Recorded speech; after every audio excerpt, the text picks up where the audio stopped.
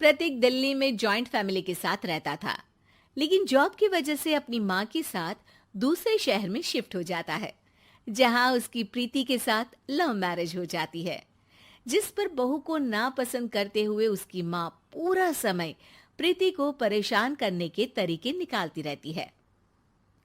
प्रीति, कहाँ हो? सुबह का नाश्ता दोपहर में खिलाओगी क्या? इसमें प्रीति और प्रतीक ऑफिस जाने के लिए तैयार हुए कमरे से बाहर आते हैं, जिसे देख सास प्रीति पर भड़कने लगती है। महारानी, तुम सुबह सुबह तैयार होकर घर का सारा काम छोड़कर कहाँ चल दी? जी वो ऑफिस। हैं? तुम ऑफिस जाओगी तो घर में जो सफाई, नाश्ता, खाने का काम है वो क्या मैं करूंगी? माँ, मैंने उससे वादा किया था कि वो जॉब कंटिन्यू कर सकती है। अरे वाह जी वाह, दोनों आपस में सलाह कर फैसले ले लिए। मैं क्या यहाँ बेवकूफ बैठी हूँ? मुझसे पूछना किसी ने जरूरी नहीं समझा? मम्मी, आप फिक्र ना करें, मैं आज ही रेजिग्नेशन दे दूंगी।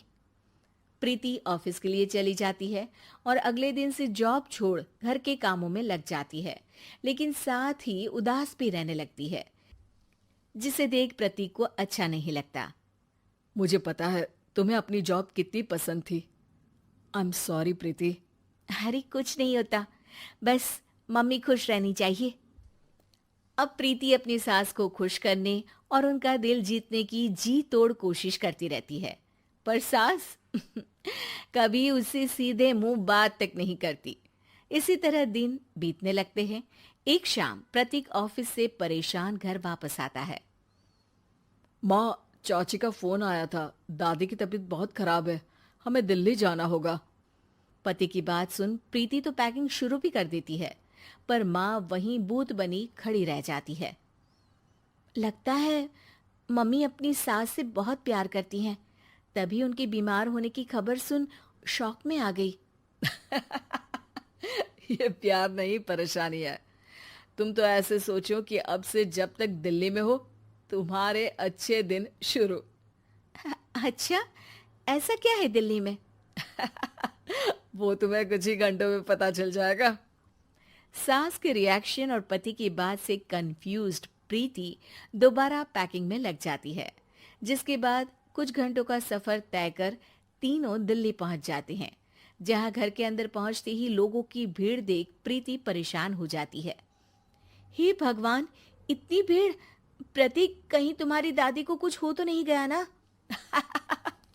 पागल, ये भीड़ नहीं, मेरा परिवार है। क्या? इसे तुम परिवार कहते हो? अरे इसे तो जिला घोषित कर देना चाहिए। तुम्हारा परिवार का तो अपना पर्सनल बिग बॉस बन सकता है।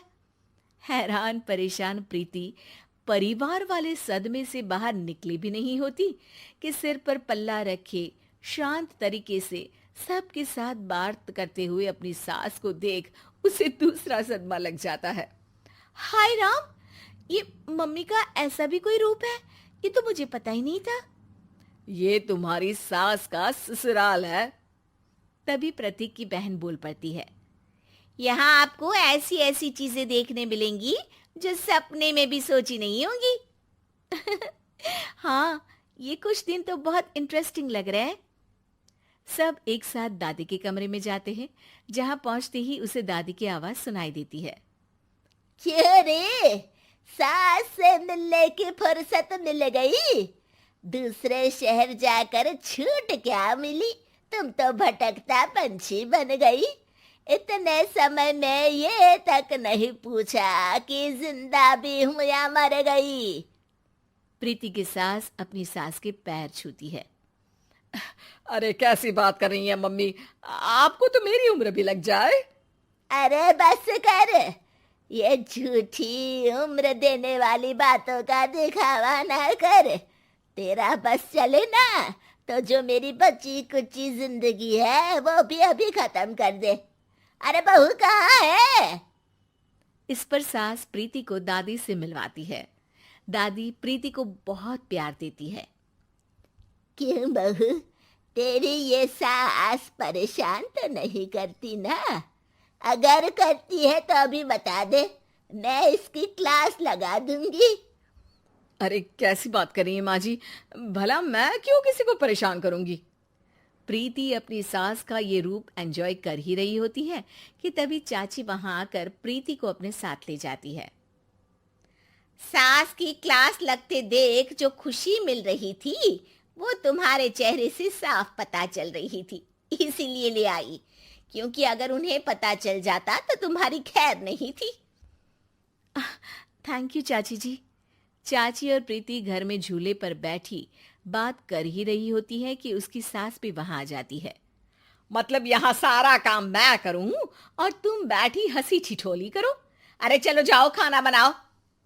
सास प्रीति को डांटकर काम करने भेज देती है, जिसे दादी देख लेती है और एक बार फिर सासू माँ की क्लास लग जाती है, जिसे पूरा परिवार मजे से खड़ा होकर देखने लगता है।